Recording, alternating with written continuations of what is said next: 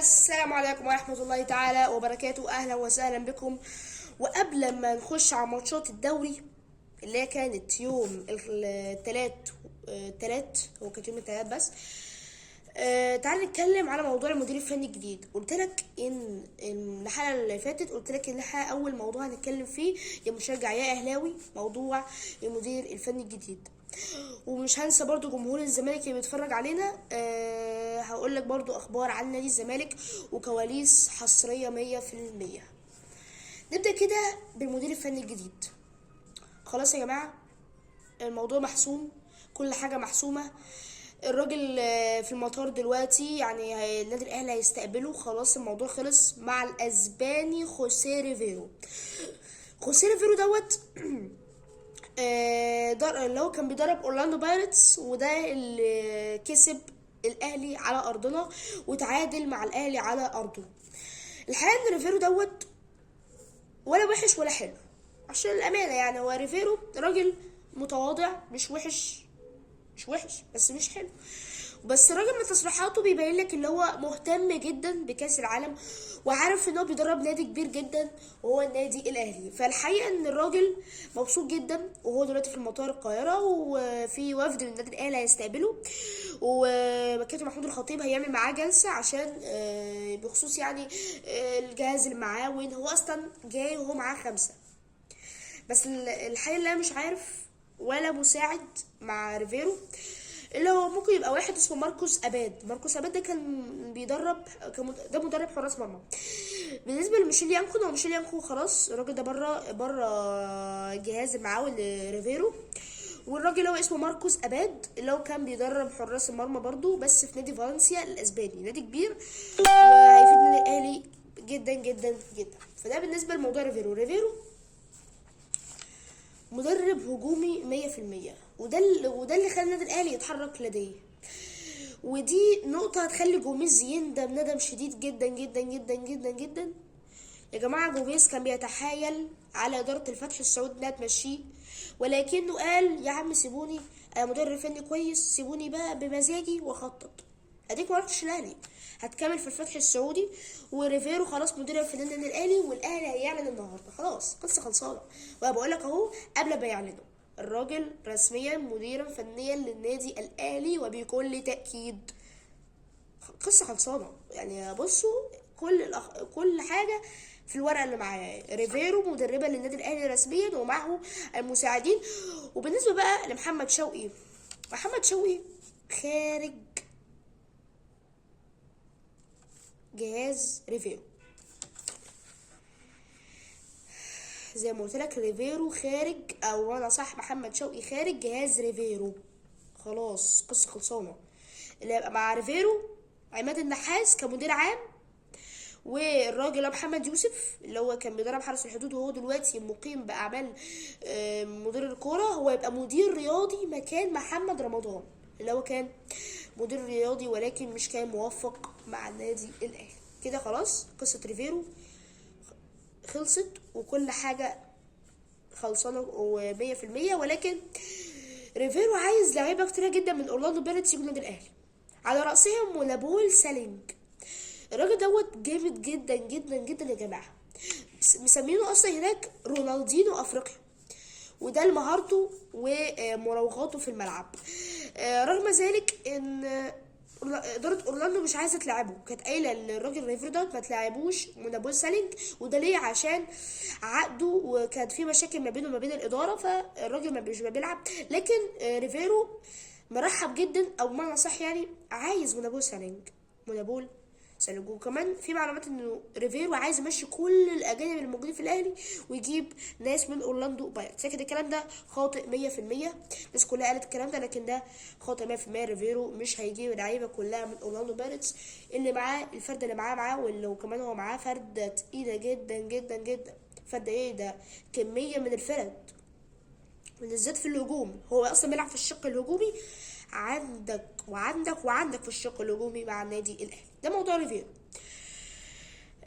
تابع ناحية الزمالك، جماهير نادي الزمالك وهي عايزة تشوف أخبارها. قبل لما أتكلم على الأخبار، بالنسبه لماتشات الدوري هبدا بالزمالك وبيراميدز عشان الجمهور الزمالكاوي عايز يعرف القصه.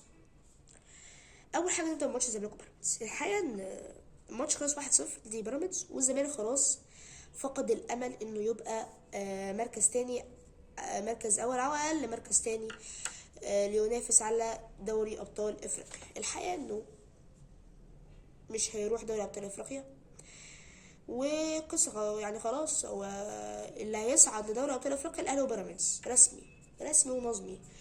اللي هيصعد الكونفدرالية محدش بقى يتفاهم ويقول ده ممكن الزمالك ما راحش الكونفدرالية، يا لهوي لو ما راحش، يا نهار ابيض. قصة خلصانة رسميا، الزمالك الى الكونفدرالية ومعه للبنك الاهلي للمصري، الاتنين دول واحد منهم هيروح الكونفدرالية مع نادي الزمالك. كده قصة. محمد عواد،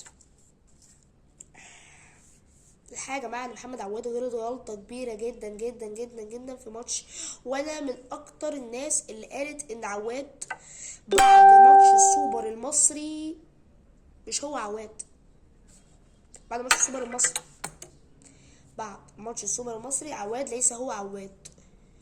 وكمان اللي مزعلني ان عواد يعني الكرة في ايدك، ليه عملت كده ودخلت جوه خلاص؟ يعني مش عارف انا.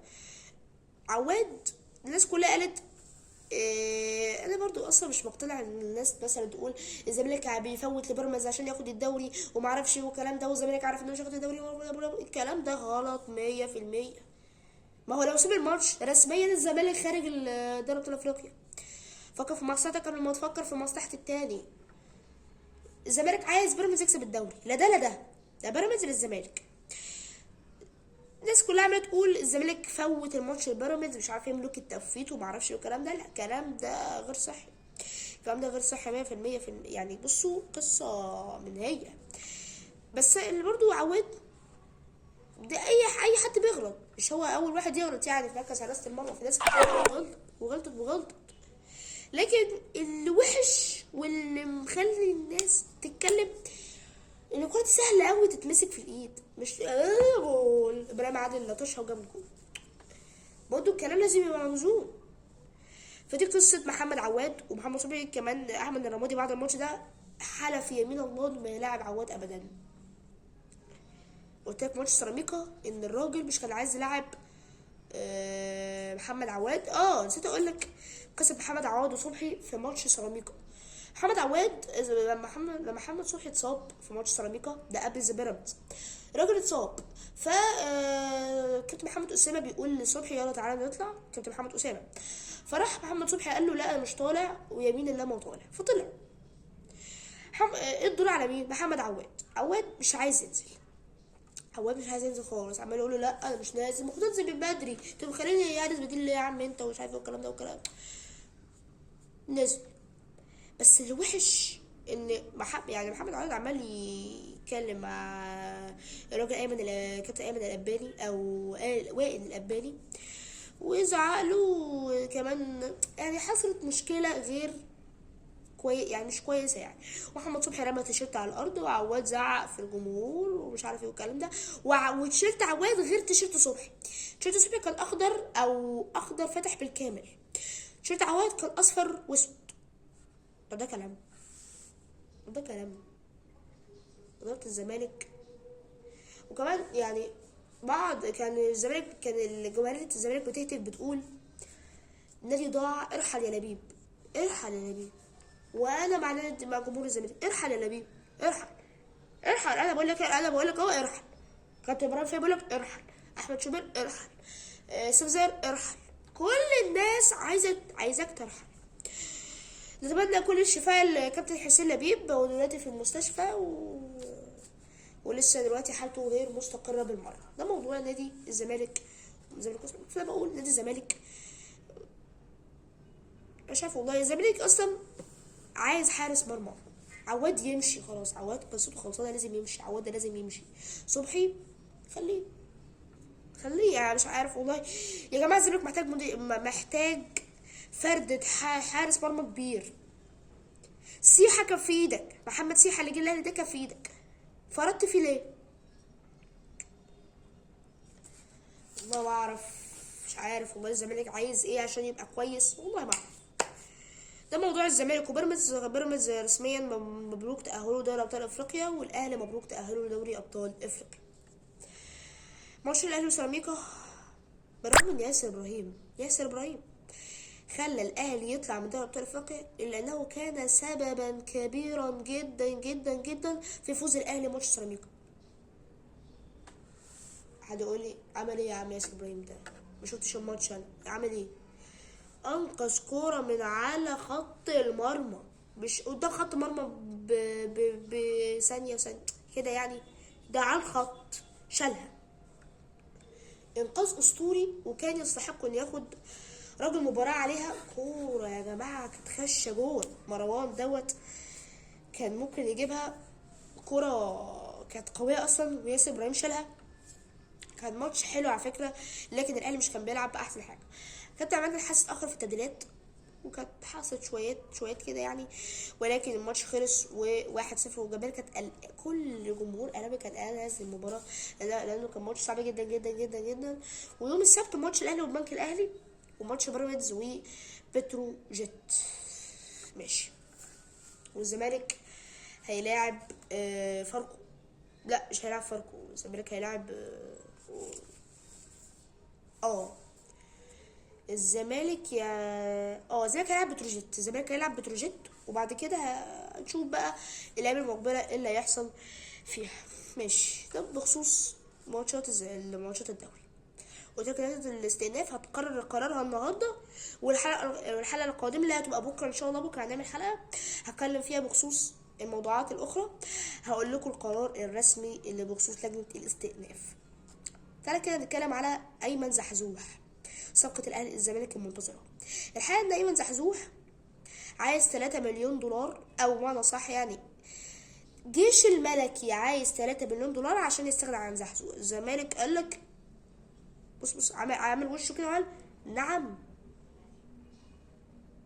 3 مليون دولار رقم كبير. 180 مليون جنيه هنا في مصر، مبلغ كبير جدا. فالناس كلها بتتكلم على موضوع ايمن زحزوح. الراجل ده على فكره 100% مش في الزمالك. بقول لك اهو قبل ما تحصل اي حاجه، الراجل ده بره الزمالك. موضوع كوتيسا برضه تطورات ومفاوضات، ولا في اي تطور. لو حد قالك ان في تطور مفاوضات في الزمالك، الراجل ده كذاب. مفيش مفاوضات مع كوتيسا خالص. خلاص القصه خلصانه. وكوتيسا اصلا عايز يكمل في اوروبا. حتى زوجته كان ليها دور في انه ما يروحش الزمالك، والقصه باظت. يعني كوتيسا خارج نادي الزمالك. معلومه صحيحه 100%. مدرب الزمالك الجديد مارسيل كولر. الزمالك بيشاور نفسه حاول انه يجيب مارسيل كولر بعد صفقة زيزو وبعد المفاوضات التي اتمها الاهلي مع جوميز. الزمالك بدأ بقى يجري ورا الاهلي كده. بص ايه عامله ازاي، بيعمل كده. زي ما قلت لك مدرب الزمالك الجديد كولر قريب جدا ان يبقى مدير فني لله. لو كولر راح الزمالك او اي فريق مش هياخد الشرط الجزائي بتاعه. لو عدت السنه كامله من غير ما يدرب اي نادي، كولر كسبان. لو راح اي نادي هيعمل ايه بقى؟ مش هياخد الشرط الجزائي بتاع نادي الاهلي. وده برضو الزمالك بيفوض، بيرجع تاني لجوميز. يعني بعد ما الاهلي خلاص جاب ريفيرو، برضو بيتكلم مع جوميز. مفيش اي حاجه رسميه، ولا حتى مع كولر مفيش اي حاجه رسميه خالص. مع دينا لامبرتي مفيش اي كلام مع وكيله خالص، ابدا. رامي ربيعه بقى، ده هنرجع الاهلي تاني. رامي ربيعه الراجل ده يا جماعه بره الاهلي السنه الجايه، بره الاهلي رسميا. بعد كاس العالم انديه دوت، او قبل كمان كاس العالم انديه، الراجل ده بره. هيروح السعوديه، هيروح بيراميدز، الزمالك. والله الزمالك برضو بيفاوضوا كلام برضو مش جايب لاخره. رامي ربيعه طالب 85 مليون جنيه في السنتين. يعني بعد صح كده 42 مليون جنيه في السنة الأولى، و42 مليون جنيه ونص، 500 ألف جنيه في السنة التانية. والله ما أعرف القصة هتروح لفين ولا هي رايحة لمين. في موضوع كبير جدا للنادي الأهلي. رامي ربيعة مش هيكمل في النادي الأهلي رسميا، وهو قريب ان يروح نادي النيوم او الخليج او الشباب السعودي. التلاتة دول، يعني التلاتة دول، لا ده لا ده لا ده، رامي ربيعة بيروح. رامي ربيعة يذهب له. ونابول سالينج قلت لحضراتكم اللي هو يعني الراجل عايز، ريفيرو عايز، لكن الاهلي مش برضو مش ميل لمنابول سالينج. احمد ولا خلاص كده؟ ما كده خلصنا حلقتنا. كان معكم مازن حسن. ما تنساش عزيزي المشاهد الاشتراك واللايك والشير. نكمل موضوعاتنا بكره ومع قرار لجنه الاستئناف الاخير بلا اي تاجيل، وان شاء الله نبقى مع حضراتكم في حلقه جديده من التحليل الكروي مع مازن. كان معكم مازن حسن. السلام عليكم ورحمه الله تعالى وبركاته. مش تنسى الاشتراك عزيزي المشاهد واللايك.